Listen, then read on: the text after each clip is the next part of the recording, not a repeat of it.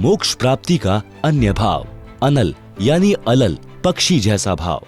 जैसे एक अनल पक्षी यानी अलल पंख आकाश में रहता है, यह पक्षी अब लुप्त हो चुका है।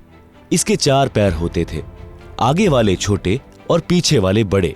इसका आकार बहुत बड़ा होता था, लंबे लंबे पंख होते थे। पूरा पक्षी यानी युवा पक्षी 4 हाथियों को एक साथ उठाकर आकाश में अपने परिवार के पास ले जाता था। अनल पक्षी यानी अलल पक्षी ऊपर वायु में रहता था। वहीं से मादा अनल अंडे उत्पन्न कर देती थी। वह अंडे उस स्थान पर छोड़ती थी जहां केले का वन होता था। केले एक दूसरे में फंसकर गहरा वन बना लेते थे। हाथियों का झुंड यानी समूह यानी सैकड़ों हाथी भी केले के वन में रहते थे, क्योंकि हाथी केले के पेड़ खा जाता है तथा केले के पेड़ों पर ही लेट जाता है, मस्ती करता रहता है। अलल पक्षी का अंडा वायुमंडल से गुजरकर नीचे पृथ्वी तक आने में हवा के घर्षण से पककर बच्चा तैयार हो जाता था।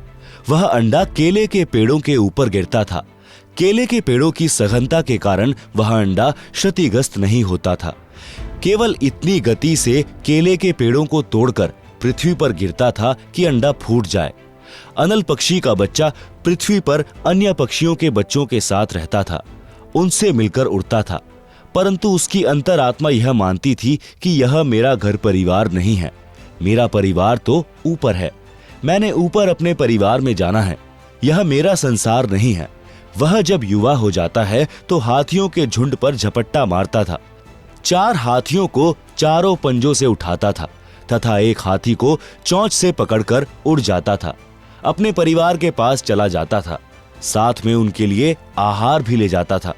कबीर परमेश्वर जी ने सटीक उदाहरण बताकर भक्त को मार्गदर्शन किया है कि आप इस संसार के स्थायी वासी नहीं हैं, आपको यह छोड़कर जाना है। आपका परिवार ऊपर सत्यलोक में है, आप इस पृथ्वी के ऊपर गिरे हो। तत्व ज्ञान प्राप्त भक्त के मन की दशा उस अनल यानी अलल पक्षी के बच्चे जैसी होनी चाहिए। जब तक सतलोक जाने का समय नहीं आता तो सांसारिक व्यक्तियों के साथ मिलकर शिष्टाचार से रहो। चलते समय इनमें कोई लगाव नहीं रहना चाहिए।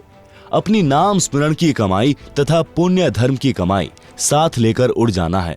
अपने परिवार के पास अपने निज घर सतलोक में जाना है।